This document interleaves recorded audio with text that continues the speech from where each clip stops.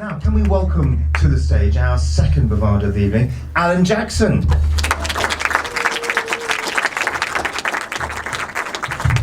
Thank you very much, Tim. The original vegan smoothie.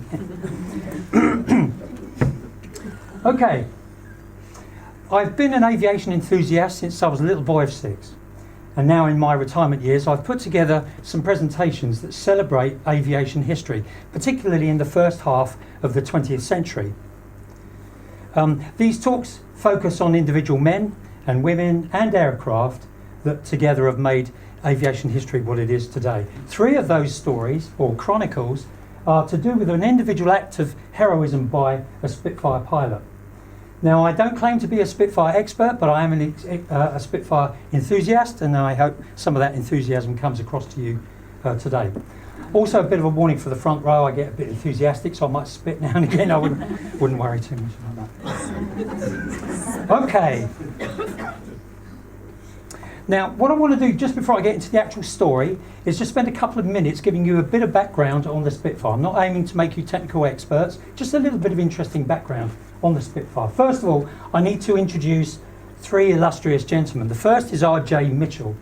R.J. Mitchell worked at Supermarine, and in the early 30s, he designed the Supermarine Spitfire. Now, some 10 years before that, he also designed the aircraft top right-hand corner. That was the aircraft that some of you might recognise as the one that won the Schneider Trophy 3 years in a row from 1929 to 1931. The Schneider Trophy was awarded to the fastest seaplane over a fixed circuit, and R.J. Mitchell designed that, and later he designed the Spitfire. This is Geoffrey Quill. Geoffrey Quill was the chief test pilot on the Spitfire programme, and it was his job to relate his flying experience of some of the early experimental versions of the Spitfire and feed those back to the drawing board so that eventually the Air Ministry requirement for the Spitfire could be produced as a working, viable and safe aircraft. Finally, Alex Henshaw. Now, 23,000 Spitfires were made from before and during and after the Second World War. Each one of those Spitfires needed to be tested after it had left the factory and before it went into fighter command. And it was this man and his team, his job, to make sure each one of those Spitfires was tested. A total of 37,000 flights were made, testing every Spitfire through until about 1947. And it was this man who apparently flew 1 in 10 of those 37,000 flights. So I think it's fair to say that these 3 gentlemen were responsible for bringing the Spitfire not only into the Second World War, but also into the British psyche as a truly iconic military aeroplane. Okay, so the first prototype of the Spitfire flew in the spring of 1936, but the first production aircraft didn't leave the ground for a good 2 years and 2 months later. Why is that? Well, that's the subject of another talk altogether. Suffice to say that the Spitfire was a cutting-edge, state-of-the-art aircraft, and British manufacturing of aircraft at that time could only really be described as a cottage industry, no way near geared up enough to produce any aircraft in massive numbers. And funnily enough, do you know, it wasn't until the month before the Battle of Britain, i.e. August 1940, it was only at the month before the Battle of Britain where sufficient Spitfires were being produced in any significant numbers. It was a bloody close thing. Just before I move on from that, notice the similarity between the aircraft at the top, which was R.J. Mitchell's earlier baby that won the Schneider Trophy. Look how similar it is to the Spitfire. And I point this out because there was no other aircraft at the time that looked like that. Low wing monoplane, completely encased nose, a straight line pretty much from front to back. Now, at the time, the chief executive of Supermarine was a gentleman called Robert McLean, and he had a daughter at the time who was 6 years old, who he used to fondly refer to as my little Spitfire, and that's how the Spitfire got its name. Apparently R.J. Mitchell wasn't all that impressed by this. It's just the sort of bloody silly name they would choose. But you know, I only learnt a couple of weeks ago that R.J. Mitchell wanted to call it the Shrew, which I'm not sure has the same punch. But anyway, who am I? You know, no big deal. So this is the Supermarine Spitfire. At the time, it cost about 12,600 to make pounds to make. In today's terms, that's about 650,000 pounds. The Spitfire was beautiful to fly. Amongst all the pilot accounts that I've read, most of those accounts focus on one particular element of flying the Spitfire. The fact that it was very, very sensitive to controls. Pilots often said it felt as if the aircraft was strapped to them rather than them strapped into it. It was almost apparently in a nice cosy cockpit with easy access to all the controls. It was almost as if they just had to think what to do with the aircraft, and the aircraft would do that. It seemed to be the very embodiment of the romantic Churchillian, what would you call it, idea for what was carrying the British psyche forward through the Second World War. Now just imagine, you're a fighter pilot, you're at the front end of Fighter Command at 19 Squadron based in Duxford, and your squadron is going to be the first to receive the Spitfire. Now, this is what you've been flying up until now. That is a Gloucester Gauntlet. Pilots there have been flying that for the previous 3 or 4 years, and they were proud to fly it. That's the very best that Fighter Command could produce. It was a state-of-the-art aircraft, and pilots loved it and were happy and proud to take it into war. But just imagine when 11 of these little babies rock up on the tarmac, and all of a sudden pilots are thinking, jeepers creepers, you know, the retractable undercarriage, an enclosed cockpit. You can't see any of the engine because it's all completely enclosed for the benefit of aerodynamics, and the air intakes for the engine are underneath the wings. It was an incredible thing to see.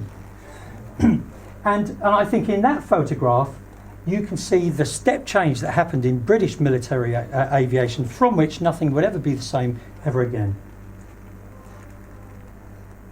So let me get back to my story.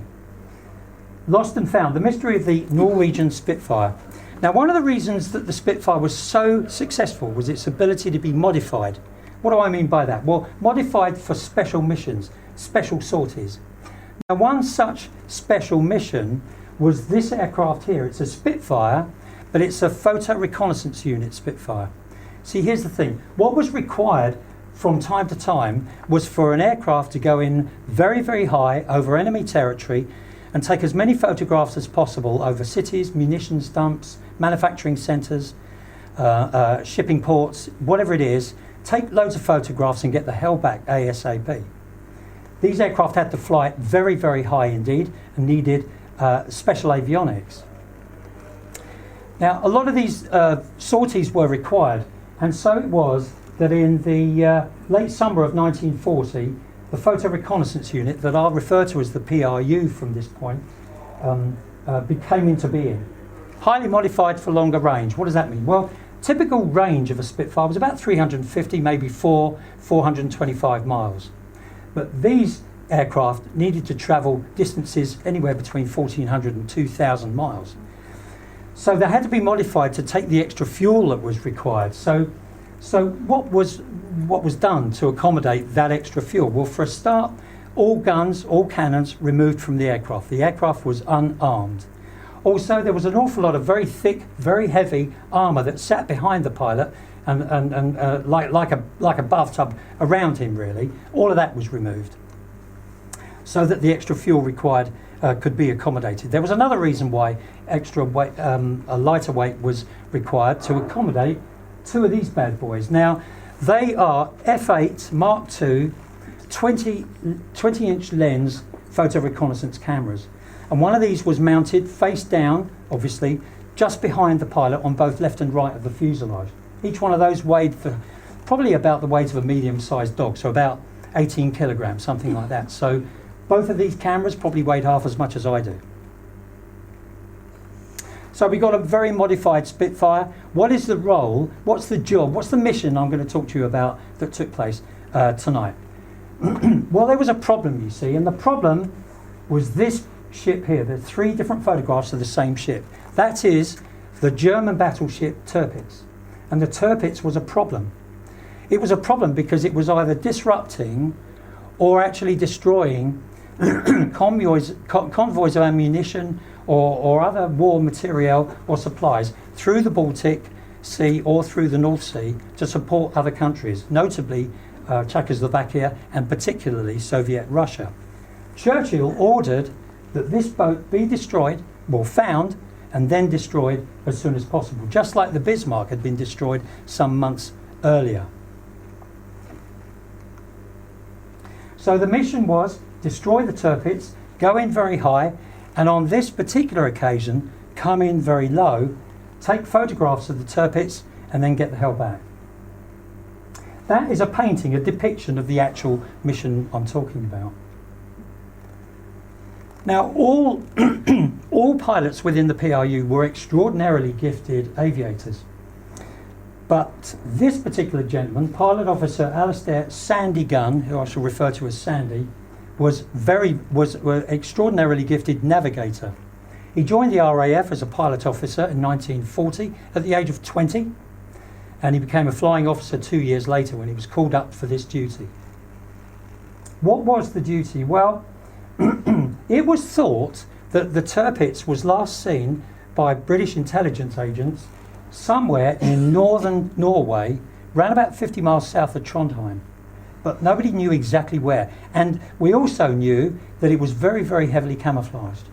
So on this occasion, we needed a PRU Spitfire to fly from RAF Wick in Scotland through to the area where the Tirpitz was last seen moored up and take photographs and come back. Round trip, about 1,400 miles.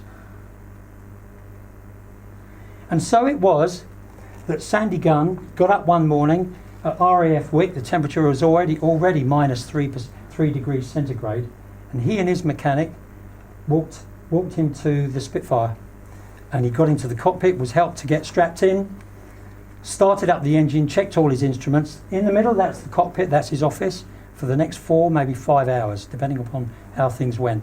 Top right hand corner, that's the runway at RAF Wick, and bottom right hand corner is the air traffic control building. That's an interesting building from my point of view, because that's where Sandy spent the last week going through meteorological charts to make sure he picked the right day for this particular mission in terms of weather and clearance over the target, but also to study his maps and memorize those maps of the Norwegian fjord area. Why would he have to memorize them? Well, you see over here on the far left, you see that door. That's the door that opens and closes, lets the pilot in and out. That inside that door is where Spitfire pilots were quite fond of putting their documents and maps of any other sort.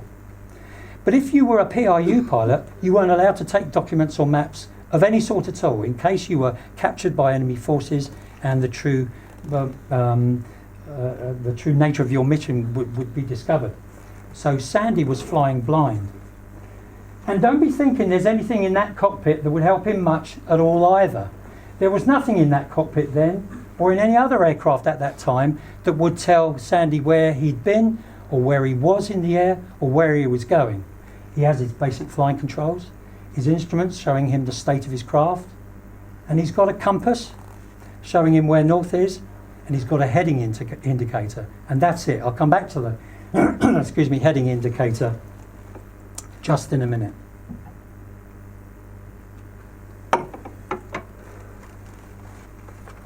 Now, it's often said that war is the most unfair on the infantryman.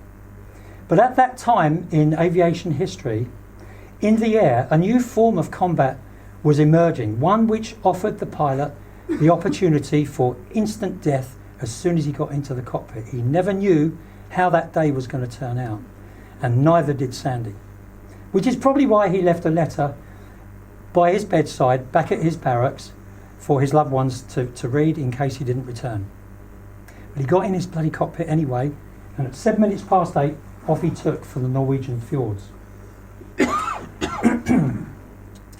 Now, I mentioned the compass and I mentioned the heading. Let me just explain to you why I think this is so incredible. That's roughly the sort of that's the compass that Sandy would have had in front of him. We've got north at 0 degrees, south at 180, east at 90 degrees, etc., etc. You understand how that works. Now I calculate that getting from RAF Wick to Norway, he would have had to have set a heading of roughly 052. 052. So what does that mean he does? Well, his compass shows him where north is, and north is you, and then he points the Spitfire once he's in flight to 052, which is this lady over here. Now you might think that's all he has to do. Head towards this lady, head towards the Norwegian fjords and have his sandwiches at the same time. Not as simple as that. Because here's the thing, if I've got a very strong tailwind, I'm going to get to you before I realise, and I could overfly. Similarly, if I've got a really bad headwind right on the nose, I might not be sure when I'm ever going to get to you, and I get disoriented. The worst kind of wind, in my limited experience as a pilot, is when you get a wind from the left or the right. So let's say, for instance, I'm heading 052, everything's looking good, but I've got a strong left wind. All of a sudden, 052 is Tim. And Tim could be in bloody Sweden. I don't know how he did it. I don't know how he did it. My instructor always used to say to me, look, find a point on the horizon and head for that. And don't worry about your heading. Well, good luck finding a point on the horizon like a church or a bonfire if you're at 43,000 feet. So Sandy relied upon his wit, his courage, his memory and his experience to carry out this mission. And so he did. He traversed the North Sea, outside temperature, minus 60 degrees, no radio, because there would have been no radio contact once he was 200 miles away from the Scottish coast. And all he had was his wits to carry him there. But he did get there by all accounts. Now, let me just remind you of something I said earlier. This depiction shows a Spitfire that can't be more than 500 feet above that boat. Agreed? This was an unusual mission in as much as the intelligence was that the Tirpitz was very heavily camouflaged indeed. So on this occasion, he had to go in low to take good quality photographs so that they could go back to British intelligence for a bombing strategy to be produced. Now, what's the problem if you're in an unarmed aircraft over enemy territory at low altitude? You're going to get intercepted. And Sandy was by two Luftwaffe Messerschmitt Me-109s. They poured about 200 bullets into Sandy's aircraft. 5 or 6 of those went through the engine block, and 2 explosive cannon shots took off most of his wing. Port wing. Fortunately, not before he was able to make good his escape. He bailed out into the Norwegian countryside, and the Spitfire crashed. It crashed at a point, as I say, round about the area of northern Trondheim. Now, fortunately, he was picked up by the Norwegian resistance, and they helped him for about 24 hours, looked after him, fed him, etc., and advised him that if he was able to travel 105, 110 miles directly east into the sanctuary of what was then neutral Sweden, he might be able to make his way back from the UK in relative safety. The problem was, Sandy didn't ski. He'd never skied. The snow was deep, the terrain was rugged, so the decision that it might be better just to give himself up to the local authorities and take his chances with the German soldiers down the mountain in the local village. So bless him, that's what he did. So he was subsequently flown to Frankfurt, where he was subjected to some 4 weeks of close interrogation by the Gestapo, after which he was shipped off to a prisoner of war camp in Sagen, in what is now Poland. This is a picture of Sandy along with some of his colleagues not long after they just got to this prisoner of war camp. That's Sandy at the back there. This wasn't any prisoner of war camp. This was said to be Hitler's pride and joy. It was a prisoner of war camp only relatively recently been built. It was capable of accommodating some 20,000 prisoners of war and considered to be impossible to escape from. Hitler's pride and joy. And that prisoner of war camp was Stalag Luft 3, where Sandy and his comrades spent the next 2 years of their lives. But they were very industrious years. Because you see, in that time, him and his colleagues built 3 tunnels. Why 3? Well, for redundancy, really, 1 in 3, 1 it was likely would probably be rumbled by the German guards, and it was. The second was likely not to be able to continue for some technical reason. Maybe they hit solid rock under the ground, and that actually happened. The third tunnel was the successful one. These tunnels were called Tom, Dick and Harry. And if any of this is ringing a bell, or you recognise Gordon Jackson here, yes, this was the event that was immortalised by the movie The Great Escape some 19 years later. Now, it was envisaged that 220 prisoners would make good their escape that night. So they all lined up, and by the time the 76th prisoner had escaped, the tunnel was rumbled, the balloon went up, the sirens went off, and it all went very pear-shaped. But 75 of those prisoners were recaptured. I don't know to this day what happened to the 76th prisoner, but 75 were recaptured. Hitler was said to be furious. He was bloody annoyed. And he demanded that all of those 75 prisoners of war be executed without any further delay. Now, his right-hand man was Field Marshal Göring, who was the head of the Luftwaffe at the time. And he advised Hitler that maybe that wasn't such a good PR idea, considering so many German prisoners of war were being held on Allied territory. So Hitler relented and decided to only have 50 of those prisoners executed by the Gestapo. One of those prisoners was Sandy Gunn. He was 24. His remains are in a Commonwealth war grave in Poznan in Poland. Now, there are very, very many stories of heroism involving the Spitfire and other aircraft, hundreds and hundreds of them. But tonight, this is Sandy's story. So what of the bloody Tirpitz? The Tirpitz was found by another PRU flight later that year and destroyed by Bomber Command in the November of 1944. What about Sandy's aircraft? What about Sandy's Spitfire? This is the last known photograph of it, taken some 3 weeks before his ill-fated mission. But if you remember, I said that it crashed in northern Norway. It crashed at low level. It was shot down rather at low level, so the bits would have been quite big. Also, it pancaked into the hillside at some 20 degrees. So in theory, there should have been a fair bit of it left. But for 70 years, it lay there, undiscovered, until literally 6 years ago, when in 2018, this organisation, Spitfire AA810, which was Sandy's registration on the side of his aircraft, Spitfire AA810 found those pieces and have currently brought back some 70% of the aircraft to a location somewhere in the Isle of Wight, funnily enough, where it's being reassembled along with other Spitfire bits and pieces so that they can perhaps build a replica to Sandy's memory. So tonight, ladies and gentlemen, that's my Spitfire Chronicle. The mystery of the Norwegian Spitfire is no longer a mystery. But before I finish, and with Tim's permission, I would like just the Spitfire to have the last word. The Spitfire will now say hello and goodbye to you itself.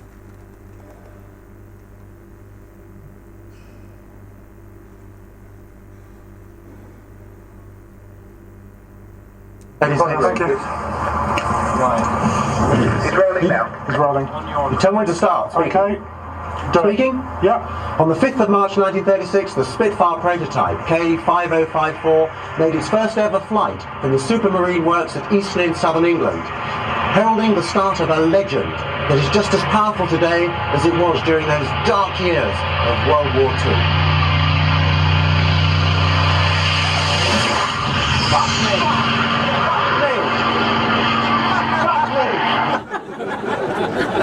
Ladies and gentlemen, thank you very much indeed.